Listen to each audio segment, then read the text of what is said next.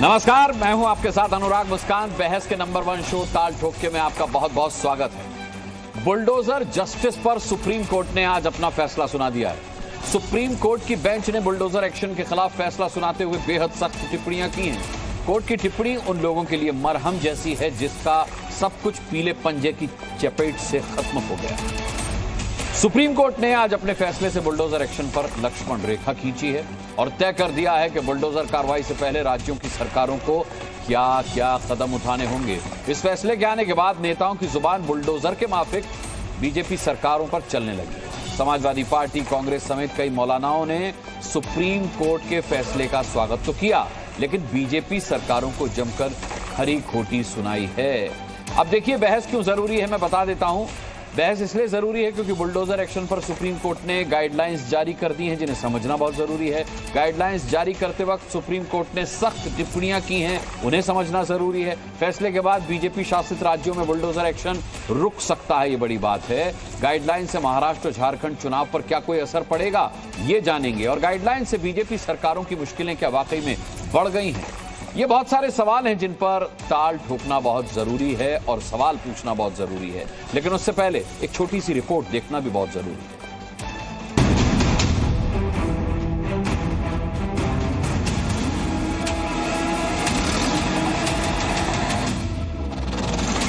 दोषी अधिकारियों के खिलाफ कार्रवाई करने के लिए भी कहा है, जिन्होंने बुलडोजर चला करके किसी का घर तोड़ने का काम किया है।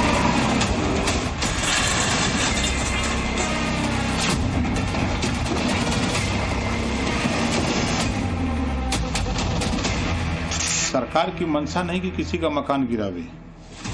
अगर कोई अपराधी अवैध संपत्ति कलेक्ट किया और सरकारी जमीन पर वो अगर मकान बनाया हुआ है तो उस सरकारी जमीन को खाली कराया जाता है।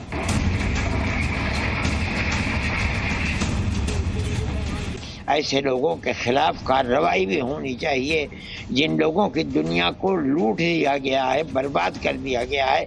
बर्बाद करने वालों से इस पैसे को वसूल किया जाना चाहिए। देश के संविधान के लिए गलत है बुलडोजर की राजनीति।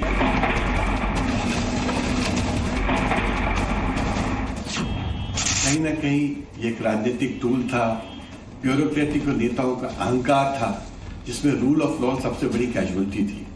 आज सुप्रीम कोर्ट ने कहा ये पूरी एक्सरसाइज बुलडोजर राज की लॉलेस थी, इस पे तुरंत रोक लगा दी गई है।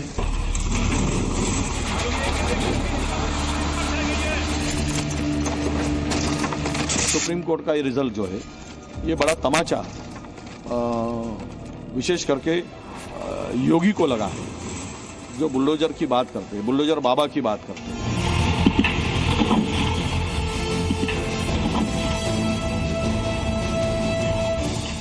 अपराधियों के मन में डर ये जरूर होना चाहिए और सभी नियमों का पालन करके होना चाहिए। हम सुप्रीम कोर्ट के इस वर्डिक्ट का स्वागत करते हैं।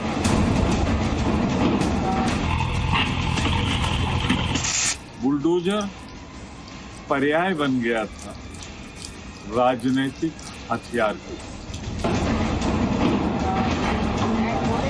शायद ये जो हम बुलडोजर जस्टिस टर्म सुनते थे वो टर्म सुनना बंद हो जाए।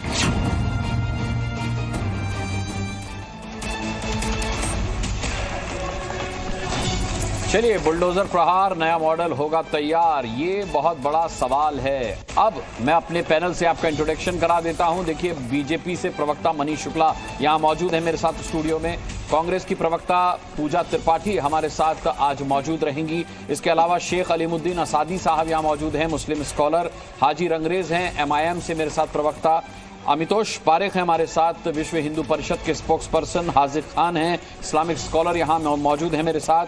पाताल बाबा हैं, दयानंद गिरी के नाम से हम उनको जानते हैं, बहुत बहुत स्वागत है, धर्मगुरु की हैसियत से यहाँ मौजूद हैं। नवीन दुबे साहब हैं, पॉलिटिकल एनालिस्ट हैं, वो यहाँ मेरे साथ मौजूद हैं। हमारे साथ जावेद मोहम्मद होंगे, जो कि बुलडोजर एक्शन जिन पर हो चुका है उनको भी हम जोड़ेंगे। इसके अलावा हमारे साथ हमारे संवाददाता भी जुड़ रहे हैं। देखिए, भोपाल से हमारे साथ प्रमोद शर्मा हैं, गाजियाबाद से नीतू झा हैं और हमारे साथ अतीक अहमद है हमारे संवाददाता लखनऊ से। मैं अपने पैनलिस्ट का रुख करूं, सबसे पहले मैं अपने संवाददाताओं का रुख करूंगा। सबसे पहले अतीक अहमद का हम रुख करेंगे। लखनऊ में किस तरीके का रिएक्शन है सुप्रीम कोर्ट के इस फैसले के बाद, अतीक बताएं हमको।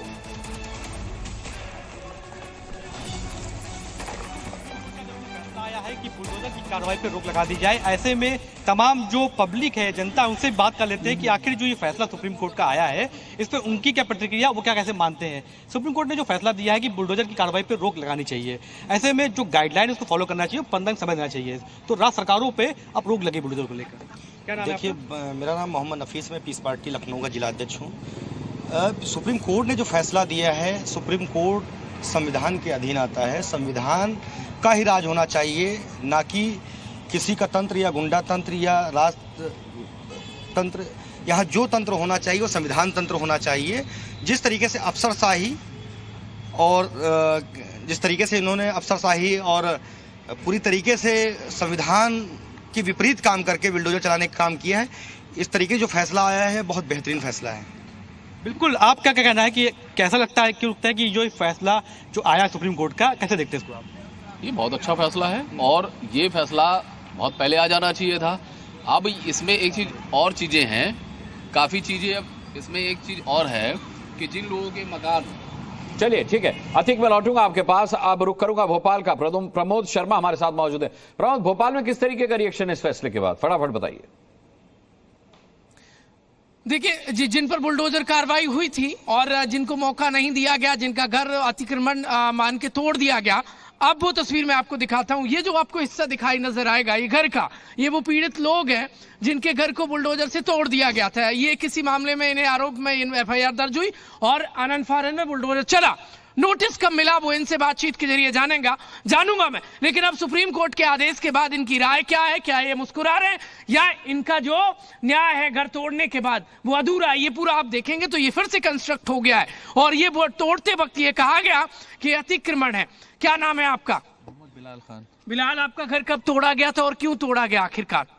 केस में मेरा नाम लिखवा दिया गया था मिसअंडरस्टैंडिंग में, और उसके बाद पूछ कार्रवाई करी भी नहीं कि था कि नहीं, और उसमें मेरा नाम लेके मुझे फंसाया गया और ये कार्रवाई कर दी गई। तो ये बुलडोजर जो कार्रवाई थी वो कैसे मान रहे हैं? और अब सुप्रीम कोर्ट ने कह दिया है कि ऐसी बुलडोजर कार्रवाई नहीं होगी। तो वो जाहिर है ना, संविधान से देश चलेगा ना सर।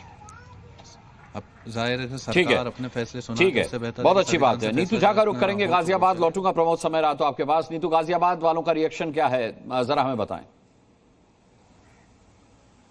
बिल्कुल, गाजियाबाद वालों का रिएक्शन भी ऐसे में जानना बहुत अहम हो जाता है। बुलडोजर एक्शन पर अब सुप्रीम कोर्ट की रोक है, कानूनी कार्रवाई के तहत ही बुलडोजर एक्शन होगा।